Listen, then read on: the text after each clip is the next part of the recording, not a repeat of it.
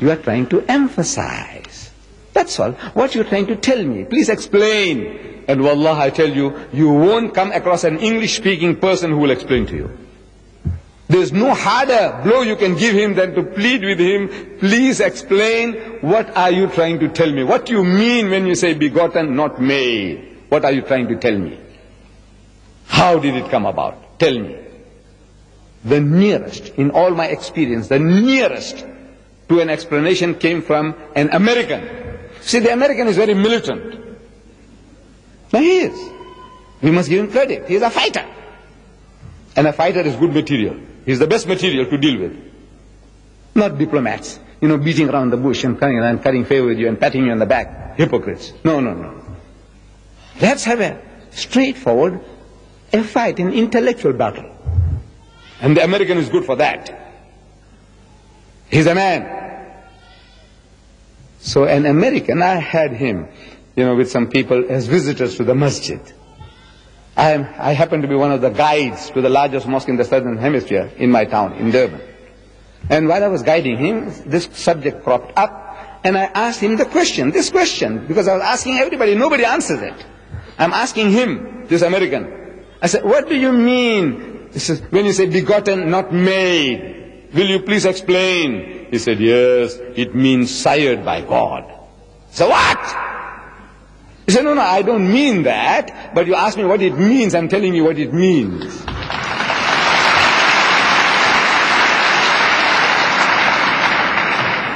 Now you see why Allah reacts. Now you see why He reacts. Sired is a term used in animal husbandry. You see, they keep pedigrees of horses, and they tell you the father of this horse and the mother was so-and-so, and the great-grandmother of this horse was so-and-so, and the great-grandfather was so-and-so, and on and on. Pedigrees of horses, pedigrees of cows, bulls, the pedigree, where they originate. Who was the great-grandfather of that bull? Where did it come from? The Brahman bull, it came from India, 100 years ago, and from that grandfather we got this, and this is his great-great-grandchild. Pedigree. They use this term in animal husbandry. Sired. This cow was sired by a certain bull. That's what it means. This is actually what it means. Now, it is the Judaism. Now, that term, father, is not in the Quran. Beautiful word. But it's not there. I said, that is a miracle. The 99 names are miracle. But you say, look, if you want to discount them, discount them. The miracle is that the commonest, the most readily available, the one that is being dangled before him for 23 years, he doesn't catch it. And he makes us to eschew that word. Don't use it. You say, Rabbul Alamin. He's Rabb, he's Rabb, he's Rabb. He's not Ab. Miracle. Substance of the message. Allah says, another example I give you. Awalam yara allazina kafaru. He says, do not the unbelievers see? These atheists, these agnostics, the people who deny the existence of God, can't they see? In other words, Allah expects them to see, to be able to see, to witness. Awalam yara allazina kafaru anna as-samawati wal arda kanat ratkan. That the heavens and the earth were joined together as one unit of creation. فَفَتَقْنَاهُمَا, and he split them asunder. Who is he talking to? Who is he addressing? Kafir. Which kafir? The Bedouins of 1400 years ago? No. What can the poor man understand? Wallah, what did he know about the universe, about the creations of the heavens and the earth? What did he know? He only accepted whatever was said. If this was Allah's kalam, amanna saddaqna. We hear and we accept, we believe. This was Iman that they had. They didn't have a grasp. Allah is not addressing those unbelievers of the times of Muhammad, or the unbelievers in the Congo, or among the Eskimos who might not believe in God. No. He is talking to the men of science, men of learning, who are now expounding to the world the theory of creation. That these astronomers, with the mighty telescopes, when they're looking into space and they're analyzing the movements in the heavens, and they're telling you as if they did it, if they are the ones who are making these things, this machine, this clock to work, this clock of the universe, The way they explain it as if they are doing it.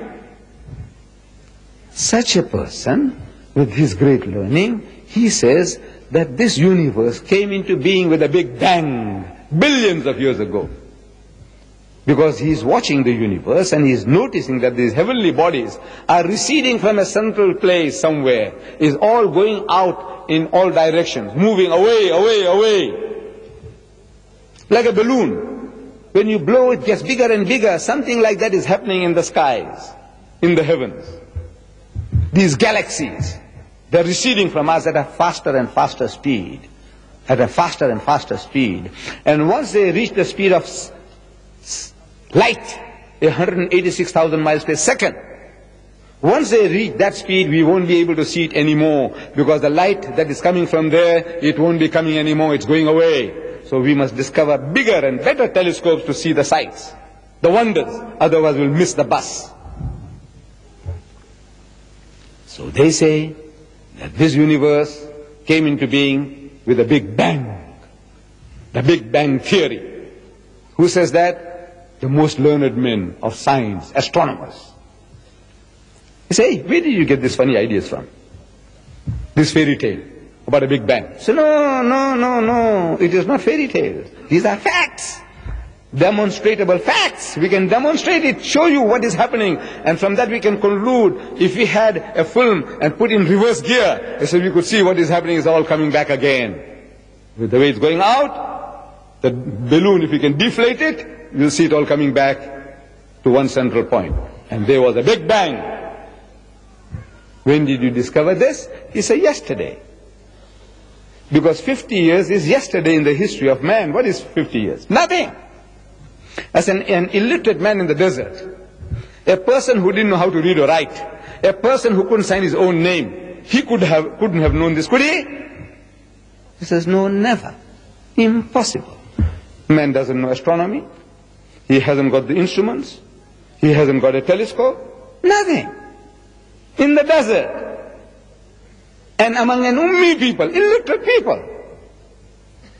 And he is now telling you, this man in the desert, 1,400 years ago,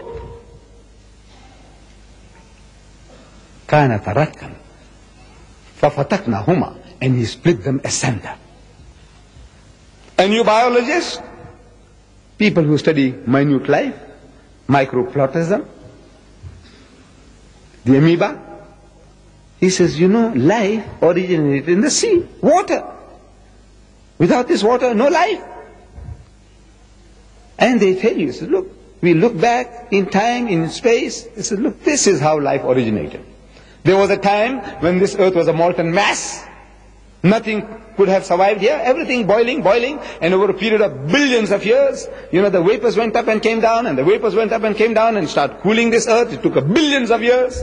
And then started life, germs, plant life, and all these things started. At one time, there was nothing, and then it started. Where did life come from? He says, from the sea. Certain chemical actions, the sun playing its part, and life started from there.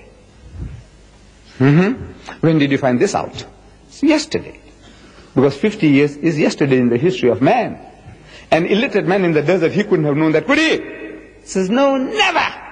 So, well, listen. So, وَجَعَلْنَا مِنَ الْمَاءِ كُلَّ شَيْءٍ حَيٍّ, and he has made from water every living thing. Say, أَفَلَا يُؤْمِنُونَ, will you then not believe?